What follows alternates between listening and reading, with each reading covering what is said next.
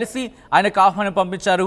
రేపు తెలంగాణ తల్లి నూతన విగ్రహ ఆవిష్కరణకు సంబంధించి ఆ నేపథ్యంలో అయితే ఇద్దరి మధ్య కూడా ఆసక్తికర చర్చ జరిగింది.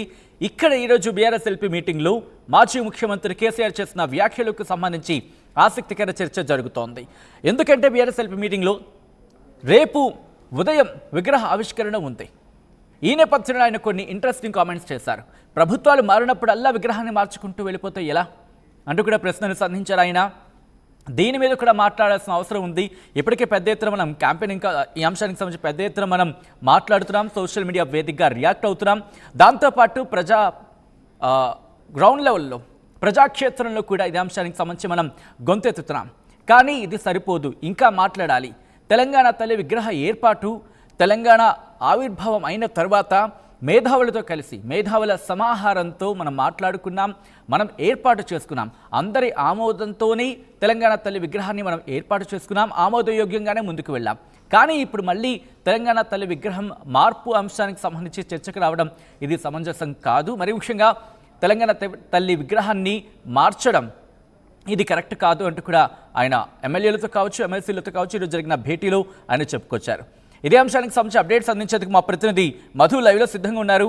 మధు దగ్గరికి వెళ్లే ప్రయత్నం చేస్తున్నాను. మధు, ఈరోజు బీఆర్ఎస్ ఎల్పీ మీటింగ్లో మాజీ ముఖ్యమంత్రి కేసీఆర్ చేసిన వ్యాఖ్యలు, మరి ముఖ్యంగా రేవంత్కు కేసీఆర్ ఒక వార్నింగ్ ఇచ్చారనే చెప్పుకోవాలి. సో రేపు అసెంబ్లీ సమావేశాలు ప్రారంభం కాబోతున్నాయి. అంతకన్నా ముందు నూతన విగ్రహ ఆవిష్కరణ జరగబోతుంది తెలంగాణ తల్లి విగ్రహానికి సంబంధించి. సో ఈ నేపథ్యంలో రేపు బీఆర్ఎస్ ప్లానింగ్ ఏంటి? కేసీఆర్ ఏమైనా వెళతారా? ఆహ్వానం ఆల్రెడీ అందింది. అక్కడికి వెళ్ళి ఏమైనా నిరసన వ్యక్తం చేసే ప్రయత్నమా? ఏం జరగబోతోంది? ఎగ్జాక్ట్లీ నిజంగానే ప్రభుత్వం మీద యుద్ధం ప్రారంభమవుతుంది అనేటువంటిది వచ్చినటువంటి ఎమ్మెల్యేలు ఎమ్మెల్సీలను ఉద్దేశించి ఈ రోజు బీఆర్ఎస్ ఎల్పీ మీటింగ్ లో కేసీఆర్ ప్రభుత్వానికి హెచ్చరికలు జారీ చేశారు. 1 year టైం పీరియడ్ క్లోజ్ అయింది. ఇక నుంచి ప్రభుత్వ అంశాలను ప్రజల్లో ఎండగట్టడమే ప్రధాన ఎజెండాగా పనిచేద్దాం మనం అనేటువంటిది ఆయన పిలుపునిచ్చారు. ఆయన తెలంగాణ తల్లి విగ్రహం రూపు మార్చడాన్ని కూడా ఆయన తీవ్రంగా ఆక్షేపించారు. ప్రభుత్వం మారినప్పుడల్లా ఇలా విగ్రహాలు, ఎంబ్లమ్స్, సింబ్లమ్స్, తర్వాత పాటలు, అస్తిత్వానికి సంబంధించినటువంటి గుర్తులన్నీ మారుస్తూ పోతే ఎలా? సమస్యల పరిష్కారం కోసం కదా ప్రభుత్వాలు ఏర్పడింది, వాటిపైన దృష్టి పెట్టాలి ప్రభుత్వాలు. అయినా తెలంగాణ ఉద్యమంలో తెలంగాణ తల్లి అందించిన స్ఫూర్తిని ప్రజలకు వివరించాల్సింది పోయి ఇప్పుడు విగ్రహం మార్పు అంటూ కొత్త పంతా తొక్కుతారా? ఇది ఎంతవరకు కరెక్ట్? దీన్ని ప్రజల్లో నిలదీయండి అంటూ స్టేట్మెంట్ చేశారు. విగ్రహం మార్పు ఒక మూర్ఖత్వపు చర్య అంటూ స్టేట్మెంట్ చేశారు. ఆయన ఇలాంటి పనులు ప్రభుత్వాలు చేయొద్దు అంటూ హెచ్చరిక జారీ చేశారు బీఆర్ఎస్ ఎల్పీ సమావేశం నుంచి. దాంతో పాటు కీలకమైనటువంటి అంశం, ఒక పేటెంట్ గా భావిస్తా ఉంది బీఆర్ఎస్ ఒకటి అంశాన్ని, రైతు బంధు. రైతు బంధు తీసుకొచ్చిన ఉద్దేశం ఏంటి, దాని ప్రయోజనాలు ఏంటి అనేటువంటిది ప్రజలకు వివరించే ప్రయత్నం చేయండి. రేపు గ్రామాన, మండల, నియోజకవర్గ, రాష్ట్ర స్థాయిగా దీని ఇంపార్టెన్స్ వివరించే ప్రయత్నం చేయండి అంటూ వచ్చినటువంటి ఎమ్మెల్యేలకు ఆయన ఎమ్మెల్సీలకు దిశానిర్దేశం చేశారు. దాంతో పాటు ఇంకా కొన్ని కీలకమైనటువంటి అప్డేట్స్ రాష్ట్ర ప్రభుత్వం మరి ముఖ్యంగా ఇంట్రెస్టింగ్ ఆ టాపిక్ వచ్చినప్పుడు మధు, రేవంత్ సర్కార్ కి కాస్త వార్నింగ్ ఇచ్చేలా ఆయన మాట్లాడారు అంటూ కూడా హెచ్చరికలు ఇచ్చే విధంగా మాట్లాడారనే చర్చ కూడా జరుగుతుంటోంది.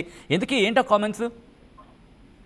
ఎగ్జాక్ట్లీ నిజంగానే అంటే రాష్ట్ర ప్రభుత్వం అన్ని రంగాల్లో విఫలమైంది అనేటువంటి అంశాన్ని ఇంకా పెద్ద ఎత్తున ప్రజల్లోకి వివరించాలి అనేటువంటిది. అంటే విఫల సీఎం అయ్యారు, ముఖ్యమంత్రిగా రేవంత్ రెడ్డి ఫెయిల్ అయ్యారు అనేటువంటిది సీరియస్ వార్నింగ్ ఇచ్చే ప్రయత్నం చేస్తారు. అక్కడ నుంచి ప్రజలకు కూడా ఇదే వివరించాలనేటువంటిది క్లారిటీ ఇస్తా ఉన్నారు.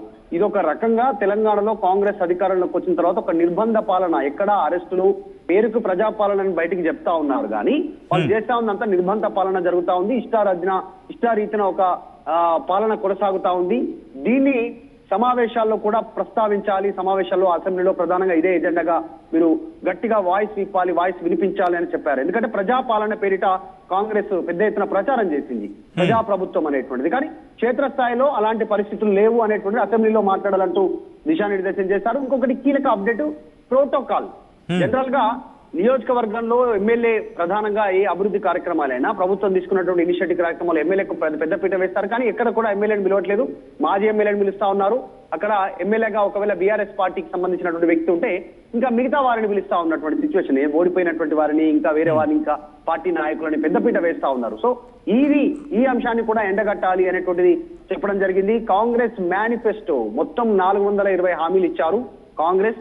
వాటిపైన ప్రజల్లో పెద్ద ఎత్తున ప్రచారం చేయండి, క్వశ్చన్ చేయండి, నిలదీయండి అనేటువంటి స్టేట్మెంట్ చేస్తూనే ఫిబ్రవరిలో అంటే అసెంబ్లీ సమావేశాలు ముగిసిన తర్వాత స్థానిక సంస్థల ఎన్నికల నోటిఫికేషన్ వచ్చిన తర్వాత పెద్ద భారీ బహిరంగ సభ ఏర్పాటు చేయబోతా ఉన్నాం. ఆ భారీ బహిరంగ సభ ద్వారా ప్రభుత్వాన్ని ఎండగట్టబోతా ఉన్నాము అనేటువంటిది ఒక అంటే కీలకమైన భవిష్యత్ కార్యాచరణకు సంబంధించి ఆయన ఇక్కడ డైరెక్షన్స్ ఇచ్చారు ఎమ్మెల్సీలకి ఎమ్మెల్యేలకు సంబంధించి రైట్. అంతకి దానికి సంబంధించి క్వశ్చన్ కంటిన్యూ చేసే ముందు మధు, రేపు 9వ తారీఖున విగ్రహావిష్కరణ, నూతన విగ్రహావిష్కరణ కార్యక్రమం ఉంది. సో దీనికి ఆయన వెళ్తారా, లేకపోతే అసెంబ్లీలో దీనికి సంబంధించిన నిరసన వ్యక్తం చేసే ప్రయత్నం చేస్తారా?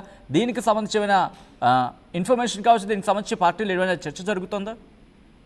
అంటే సాధారణంగా ఇప్పటి వరకు విగ్రహం మార్పును తీవ్రంగా ఖండిస్తూ వస్తా ఉన్నారు, వ్యతిరేకిస్తా ఉన్నారు. కేసీఆర్ కూడా ఈ రోజు అదే విషయాన్ని మాట్లాడారు. విగ్రహం రూపు మార్చడానికి ఒక మూర్ఖపు చర్యగా ఆయన చెప్పే ప్రయత్నం చేశారు. కాబట్టి దాదాపు ఆయన ఓపెనింగ్ కి వెళ్ళకపోవచ్చు, విగ్రహ ఓపెనింగ్ ఆవిష్కరణ కార్యక్రమానికి వెళ్ళకపోవచ్చు. కానీ సాంప్రదాయబద్ధంగా ప్రతిపక్ష నాయకుడిగా ఉన్నప్పటికీ కూడా అధికార పార్టీ నుంచి వచ్చినటువంటి పిలుపు మేరకు వారు ఇస్తున్నటువంటి ఆహ్వాన్ని స్వీకరించారు. వారికి ఆతిథ్యం ఇచ్చారు, లంచ్ ఇచ్చారు, కాసేపు టీ తాగారు, వాళ్ళతో టైం స్పెండ్ చేశారు.